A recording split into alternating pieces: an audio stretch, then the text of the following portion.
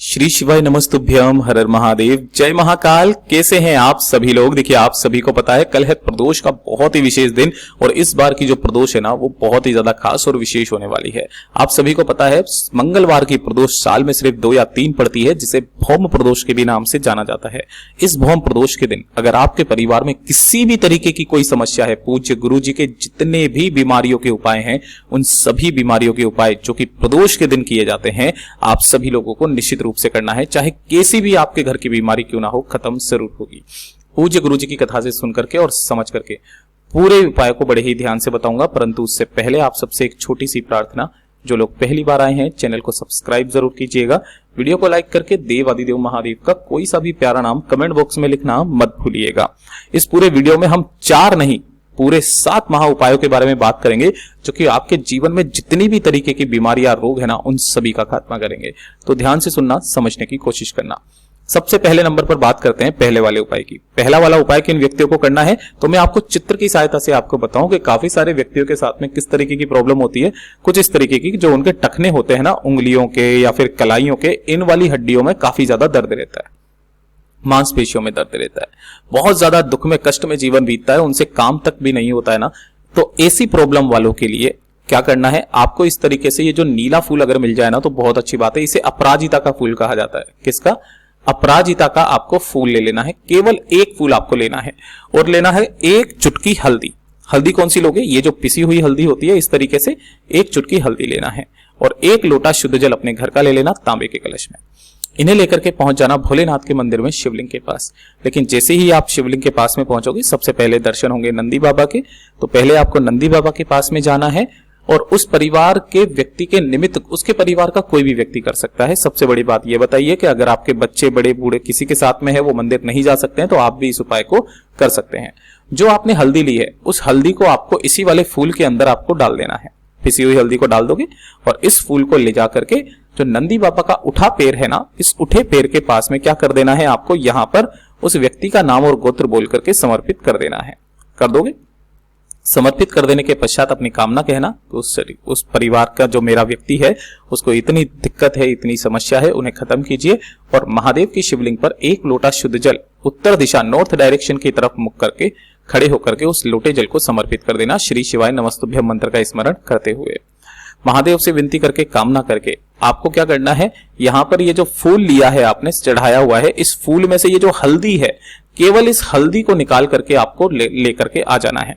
और इसी हल्दी को आपको क्या करना है, जो नहाने की बाल्टी होती है ना, उस नहाने की बाल्टी में इस हल्दी को आपको डाल देना है और इसी वाले जल से उस व्यक्ति को स्नान करना है जिसके हाथों में काफी ज्यादा समस्याएं हैं, जिसकी हड्डियां चट-चट करती है, चट-चट की ध्वनि होती है, उस व्यक्ति को इससे स्नान कर लेना है।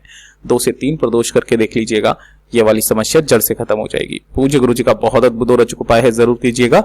और दूसरे नंबर का उपाय, पूज्य गुरु जी ने कहा कि अगर आपके परिवार में कोई भी व्यक्ति ऐसा है जो कि काफी लंबे समय से दवाइयां खा रहा है लेकिन उनके वो दवाइयां असर नहीं कर रही है, डॉक्टर के पास जाते हैं, डॉक्टर ट्रीटमेंट चेंज कर देता है, लेकिन वो दवाइयां कंटिन्यू चल रही है, वो दवाइयां असर भी नहीं कर रही है, बीमारी को केवल कंट्रोल में ला रही है लेकिन बीमारी को खत्म नहीं कर रही है।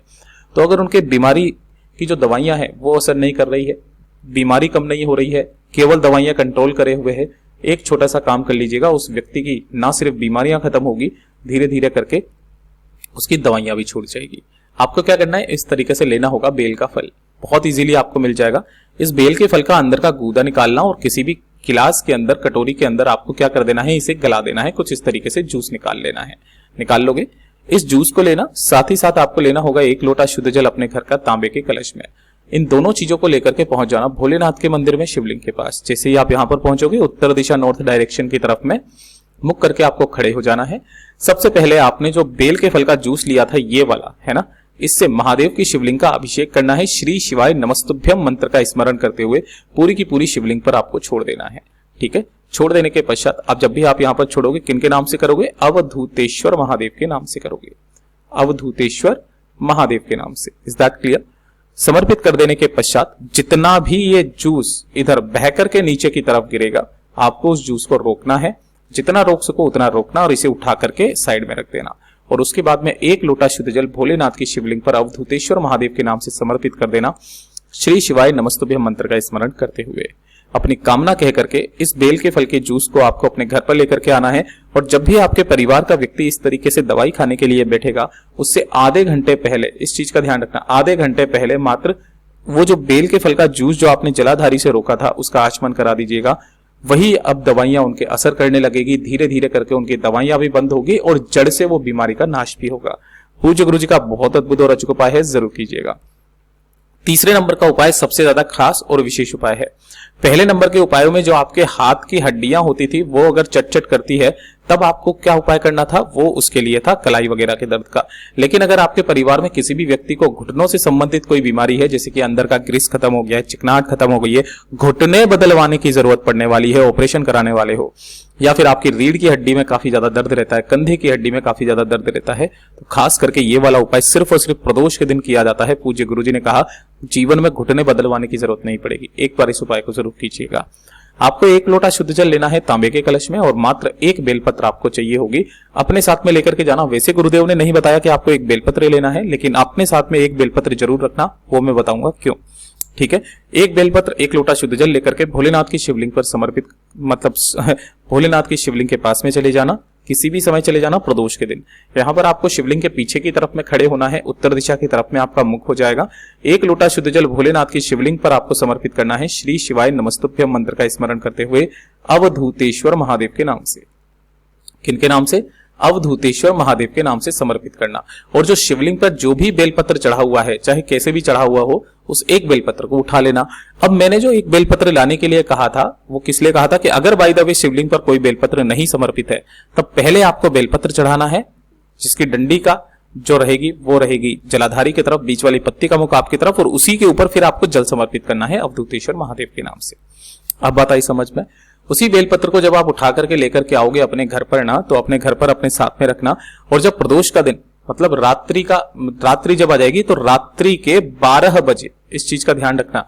अगर आपके घर से कहीं से भी मंदिर का शिखर दिखता है ना, तो उस शिखर को देख करके चबा करके रात के 12 बजे प्रदोष के दिन खा लीजिएगा।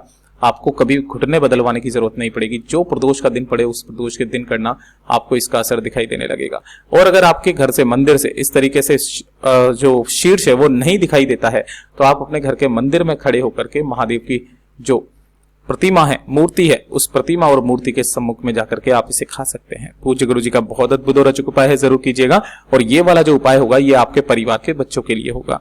अगर आपके परिवार के बच्चे काफी ज्यादा बीमार रहते हैं, छोटी छोटी सी बातों पर नजर लग जाती है, खाना पीना सही से नहीं खाते हैं, शरीर से काफी ज्यादा कमजोर है, एक छोटा सा काम आप सभी लोगों को प्रदोष के दिन जरूर करना है। आपको इस तरीके से एक आटे का चौमुखी दीपक तैयार करना है, जो कि आप चित्र में देख पा रहे हो। लेकिन आपको यहाँ पर 2 ही बत्तियां नजर आ रही होगी। आपको इसके अंदर 4 बाती अलग अलग लगानी है, कुछ ऐसे ऐसे ऐसे और ऐसे। ठीक है, और इसके अंदर आपको भरना होगा केवल तिल का तेल। कौन सी तिल का तेल भरोगे? सफेद या काला? तो कोई से भी तिल का तेल भर लेना। आपको तिल का तेल लेना है और इसी वाले दीपक के अंदर तिल का तेल भर देना है। इस वाले उपाय में आपको घी नहीं भरना है। ठीक है, अब क्या करना है, इस वाले दीपक को आपको इस तरीके से प्रज्वलित कर लेना है। चारों की चारों बत्तियों को इस तरीके से जला लेना। ठीक है, यह वाला काम आप कब करोगे? प्रदोष के दिन शाम के समय, प्रदोष काल में, है ना, जब सूरज ढलने ही वाला हो उस समय पर, या फिर ढल जाए उसके बाद में आपको करना है। चारों बत्तियों को आपको जला लेना है और चारों बत्तियों को जला करके आपके परिवार का जो भी व्यक्ति है, बच्चा है, बीमार है, उसके सिर से लेकर पैर तक आपको अवधूतेश्वर महादेव का नाम लेकर के घड़ी की सुई की दिशा में 21 बार उतारना है। किनके नाम से? घड़ी की सुई की दिशा में अवधूतेश्वर महादेव के नाम से उतारा कर लेना। उतारा करने के पश्चात इसे लेकर के पहुंच जाना किसी भी चौराहे पर। जरूरी नहीं है कि आप ऐसे चौराहे पर जाए जहां पर काफी ज्यादा ट्रैफिक रहता है। अगर आपकी कॉलोनी में भी कोई ऐसा रास्ता है जहां से 4 रास्ते फट रहे हो, कोई ऐसा वो हो चौराहा, तो आप उस चौराहे पर जाकर के इस दीपक को रख करके आ जाना। बस नियम यह कहता है कि जब आप इसे रख करके आएंगे अवधूतेश्वर महादेव के नाम से, तो वापस पीछे पलट करके मत देखिएगा, सीधा सीधा अपने घर की तरफ चले आ जाइएगा। पूज्य गुरुजी ने कहा आपका वही बच्चे को अब नजर लगना बंद हो जाएगा, उसकी सारी समस्याएं खत्म हो जाएगी। पूज्य गुरुजी का बहुत अद्भुत और अचूक उपाय है, जरूर कीजिएगा। और ये जो 5वें नंबर का उपाय है ना, ये होगा आपकी पेट की समस्त बीमारियों के लिए उपाय। और इसके अंदर मैं आपको 2 उपाय बता देने वाला हूं। जो अच्छा लगे वो आप कर सकते हो, जो इजी लगे वो आप कर सकते हो। पेट की जितनी भी समस्याएं, चाहे गैस का होना, अल्सर का होना, अपच होना, बदहजमी होना, कैसी भी, आपको क्या करना है, थोड़ा सा लेना होगा गाय का कच्चा दूध। किसका? गाय का कच्चा दूध आपको लेना है। थोड़ा सा ले लीजिएगा, ये आधी कटोरी के बराबर। और आधा लेना है आपको नींबू, कुछ इस तरीके से, आधा नींबू। और साथ ही साथ 1 लोटा शुद्ध जल अपने घर का ले लेना तांबे के कलश में। लेकर के पहुंच जाना शिवलिंग के पास में, उत्तर दिशा नॉर्थ डायरेक्शन की तरफ में मुख करके आपको खड़े हो जाना है। सबसे पहले आपने जो दूध लिया है ना, उस दूध को क्या करना है, अवधूतेश्वर महादेव का नाम लेकर के शिवलिंग पर सबसे पहले दूध समर्पित करना है, श्री शिवाय नमस्तुभ्यं मंत्र का स्मरण करते हुए। जो भी दूध जलाधारी से बहकर के नीचे की तरफ गिरे, उसी कटोरी में आपको उस दूध को रोकना है और साइड में उठा करके रख देना है। और उसके बाद में 1 लोटा शुद्ध जल आपको भोलेनाथ की शिवलिंग पर समर्पित करना है। समर्पित कर देने के पश्चात अपना नाम और गोत्र बोल करके बाबा से विनती करके, कामना करके आपको इस दूध को यहां से उठाना है और भोलेनाथ की जो शिवलिंग की चौखट होती है ना, इस चौखट पर जाकर के खड़े हो जाना। खड़े होकर के एक हाथ में लेना है आपको इस वाली कटोरी को और दूसरे हाथ में नींबू। आपको क्या करना है, उस नींबू को इसी वाले दूध के अंदर आपको ढंग से पूरा का पूरा निचोड़ करके और hand to hand within 5 second के अंदर अंदर उसे पी जाना है। आपके शरीर की जितनी भी बीमारियां होगी, मतलब कि पेट की, वो सारी की सारी खत्म हो जाएगी। पूज्य गुरु जी का बहुत अद्भुत और अचूक उपाय है, जरूर कीजिएगा। और दूसरे नंबर का उपाय सबसे ज्यादा खास, जो कि भद्राक्ष का उपाय होता है। जिसे रुद्राक्ष होता है ना, उसी तरीके से एक भद्राक्ष भी होता है, ठीक है ना। आपको ये जो शक्तिपीठ होते हैं ना, वहां पर आपको इजीली मिल जाएगा, कोई दिक्कत नहीं है। आप पूजा पाठ की दुकान पे जाओगे, भद्राक्ष भी मिल जाएगा। आपको क्या करना है, किसी भी एक कलश के अंदर इस तरीके से उस भद्राक्ष को डाल देना है, रुद्राक्ष के जैसा ही होता है ना। उसके अंदर जल भर देना है और इस कलश को उठा करके आपको पूरी रात भर इसे रख देना है, ठीक है। इस वाले उपाय को, भद्राक्ष वाले उपाय को आप कभी भी कर सकते हो, कोई दिक्कत नहीं है। जब अगले दिन उठोगे ना, तो अगले दिन आपको क्या करना है, भद्राक्ष के साथ ही इस पूरे के पूरे जल को लेकर के शिवलिंग के पास में पहुंचोगे।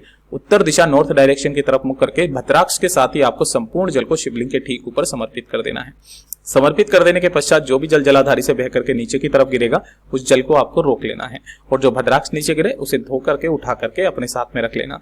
इस जल को ले जा करके आपको अपने हाथों में पकड़ना है, शिवलिंग को देखते हुए वहीं का वहीं इस जल का आचमन कर लेना है। केवल और केवल लगातार 3 दिन करके देख लीजिएगा। 3 दिन के अंदर अंदर आपके पेट की जितनी भी समस्याएं होंगी वो हमेशा के लिए खत्म होगी। पूज्य गुरु जी का बहुत अद्भुत और अचूक उपाय है, जरूर कीजिएगा। और ये है सबसे अचूक और सबसे अद्भुत उपाय कि अगर आपके परिवार का कोई भी व्यक्ति वेंटिलेटर पर बैठा हुआ है, बचने का कोई चांस नहीं है, डॉक्टर ने भी हाथ खड़े कर दिए हैं कि अब यह नहीं बच सकता है, बहुत बुरी कंडीशन है, तो केवल एक बार इस वाले उपाय को जो प्रदोष का दिन पड़े ना, उस दिन कर लीजिएगा। यहां तक कहा गया कि अगर आपके पास में प्रदोष का भी समय नहीं है तो नीलकंठेश्वर महादेव के नाम से इस उपाय को कर लीजिएगा। वो व्यक्ति खुद ब खुद जीवित हो उठेगा, उठ जाएगा और हॉस्पिटल से उसकी छुट्टी हो जाएगी। कोशिश करना कहीं से भी आपको इस तरीके से शमी का फूल मिल जाए, है ना। इस शमी के फूल को लेना, 1 लोटा शुद्ध जल अपने घर का ले लेना तांबे के कलश में, और इसी के अंदर आपको शमी के फूल को डाल देना है। किसको? शमी का फूल इसी के अंदर डाल देना। इसे लेकर के भोलेनाथ के मंदिर में पहुंच जाना, शिवलिंग के पास परिवार का कोई भी व्यक्ति चले जाना, शिवलिंग के पीछे की तरफ खड़े होना, उत्तर दिशा की तरफ मुख करके दोनों हाथों में उस कलश को पकड़ना जिसके अंदर आपने उस फूल को डाला हुआ है, और नीलकंठेश्वर महादेव के नाम से, किनके नाम से? नीलकंठेश्वर महादेव के नाम से इस संपूर्ण जल को शिवलिंग के ठीक ऊपर समर्पित कर देना। जो भी जल जलाधारी से बह करके नीचे की तरफ आकर के गिरेगा, उस जल को आपको रोकना है, बाबा से विनती करके, कामना करके उस बीमार व्यक्ति के पास में जाना है और उस बीमार व्यक्ति को इसका आचमन करा देना, साथ ही साथ उसके पूरे शरीर पर लगा देना। पूज्य गुरुजी ने कहा मात्र 3 दिन के अंदर अंदर हॉस्पिटल से छुट्टी हो जाएगी, वो घर पर आ जाएगा। पूज्य गुरुजी का बहुत अद्भुत और अचूक उपाय है, जरूर कीजिएगा। और इस 7वें नंबर का उपाय जो सबसे ज्यादा विशेष प्रॉब्लम रहती है परिवार में, वो रहती है सिर दर्द की।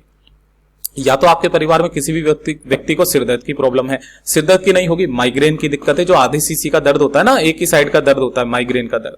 अगर इस तरीके की समस्या है ना, तो जो प्रदोष पड़े उस प्रदोष के दिन ये वाला उपाय करना स्टार्ट कर दीजिएगा। आपको हानिकारक दवाइयां खाने की जरूरत नहीं पड़ेगी। आपको मात्र एक पीपल का पत्ता लेना है जो कहीं से भी खंडित ना हो, थोड़ा सा लेना होगा आपको शहद इस तरीके से, और 1 लोटा शुद्ध जल अपने घर का ले लेना तांबे के कलश में।